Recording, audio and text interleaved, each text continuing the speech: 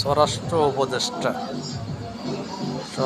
উপদেষ্টা আসিফ নজরুল এক সময় সাংবাদিক ছিল, এখন বর্তমানে এত বড় বিশাল সিন্ডিকেটের সাথে জড়িত।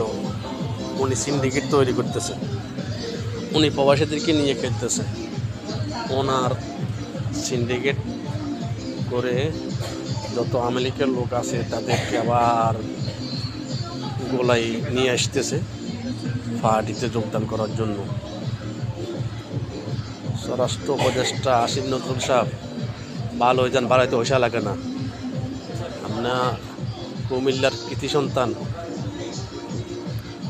যে কাজগুলো করতেছেন এই কাজগুলো অবৈধ কাজ, বৈধ কাজ না, লিগেল কাজ করেন। ঠিক আছে, মুখে এত সুন্দর কথা বলেন, অন্তরে এত বিষ কেন? প্রবাসীদের টিকিট নিয়ে এত সিন্ডিকেট করতেছেন, ভালো হয়ে যান, নাহলে কিন্তু পিঠের চামড়া থাকবে না, পিঠের চামড়া।